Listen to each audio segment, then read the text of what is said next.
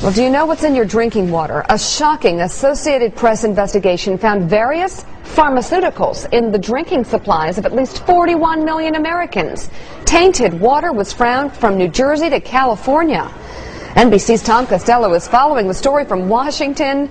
Tom, I've been dying to ask somebody some questions about this story. First of all, what kinds of drugs are we talking about, and how dangerous is this? Pretty wide range. Here's the drinking water in Washington, D.C. They found 6 pharmaceuticals in our drinking water here. They include ibuprofen, caffeine, monocin, and about 3 or 4 others. In Philadelphia, they had 56 pharmaceuticals or byproducts. They range everything from epilepsy medication to mental health medicines to pharmaceuticals that really run the gamut. Here's the bottom line from the Associated Press on the study they did. It was, as you mentioned, a 5-month investigation involving the AP investigative team. 50 major cities in 50 states were looked at, and drugs were found in the water of 24 major cities. We're talking 41 million Americans here who drink that water. So what's in the water? Everything from acetaminophen and ibuprofen to mood stabilizers, antibiotics, angina, heart, as well as cholesterol drugs, and even sex hormones. The trouble here, Meek, is that the federal government does not test specifically for pharmaceuticals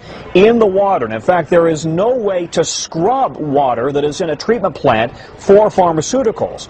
And so now we have a situation where states and cities across the country are just starting to realize that there are the remnants of pharmaceuticals in the drinking water. All of that said, we should emphasize, we're talking here about parts per billion or trillion, really minute traces of pharmaceuticals that are in the water. And you say, well, how did it get there?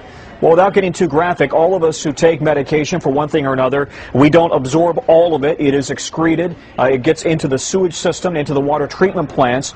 And then, because water treatment plants can't scrub it all out, if any of it, it just kind of dilutes on into the water system. Sometimes it gets into the water table, into wildlife, and then into reservoirs. It goes back into the water treatment site, into the water treatment plants. I wonder if there's going to be, long-term study about effects of this down the road. And, but I guess initially, Tom, the question I'm sure you're asking today is there anything the government can do about this? Yeah, and the EPA says it's concerned about it, but we don't yet know, and water treatment utility plants say they are convinced that there is no immediate threat to anybody out there.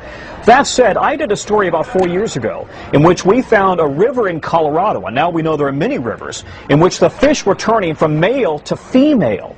And the reason was because there was too much estrogen in the water. The natural female hormone was literally turning male fish into female fish, and the thinking was that this is a canary in a coal mine.